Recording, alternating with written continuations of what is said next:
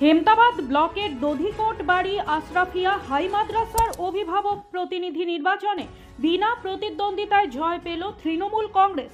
৬টি আসনের জন্য তৃণমূল কংগ্রেস প্রার্থীরা মনোনয়নপত্র জমা দিয়েছিল। অন্য রাজনৈতিক দলের প্রতিনিধিরা মনোনয়নপত্র জমা না দেওয়ায় প্রতিটি আসনে জয় পায় তৃণমূল কংগ্রেসের প্রার্থীরা। রবিবার দুপুরে মাদ্রাসার তরফে জয়ের শংসাপত্র তুলে দেওয়া হয় জয়ীদের হাতে। উপস্থিত ছিলেন তৃণমূল কংগ্রেসের হেমতাবাদ ব্লক সভাপতি আশরাফুল আলী, ব্লক সহ সভাপতি মজিবুর রহমান, বাঙ্গালবাড়ি অঞ্চল তৃণমূল কংগ্রেস সভাপতি নূর কালাম, বাঙ্গালবাড়ি গ্রাম পঞ্চায়েতের উপপ্রধান আশিক নওয়াজ সহ অন্যান্যরা। এদিন সাংবাদিকদের মুখোমুখি হয়ে হেমতাবাদের তৃণমূল ব্লক সভাপতি আশরাফুল আলী জানান, আজ হেমতাবাদ ব্লকে বাঙ্গালবাড়ি অঞ্চলে দধিকোট বাড়ি আশরাফিয়া মাদ্রাসার নির্বাচন ছিল। এই নির্বাচনের 19শে নভেম্বর থেকে নির্বাচনের নমিনেশন সাবমিট 28শে নভেম্বর পর্যন্ত ছিল। বিরোধীরা কোনো নমিনেশন সাবমিট করেনি, বিরোধীরা প্রার্থী পায় নাই, বিরোধীদের কোনো প্রার্থী নাই।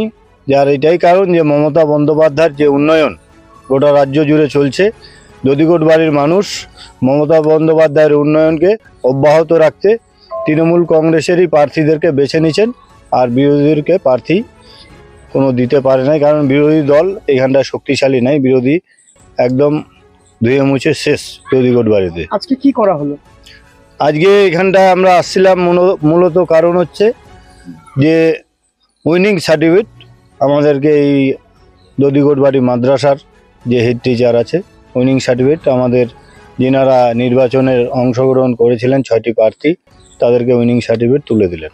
এরপরে ডেভেলপমেন্ট নিয়ে কি ভাবা হচ্ছে?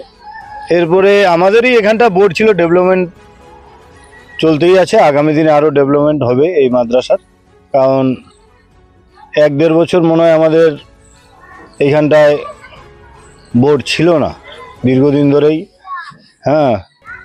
গভর্নমেন্ট তো যাই হোক, আগামী দিনে আরও উন্নয়নকে চাঙ্গা করতে আমরা আমাদের যারা প্রার্থী ছিল, যারা জয়ী হলেন, তাদেরকে আমাদের দলের পক্ষ থেকেও নির্দেশ থাকবে যে আগামী দিনে যাতে উন্নয়নকে আরও শক্তিশালী মজবুত করা হয় দধিকোট বাড়ি মাদ্রাসা।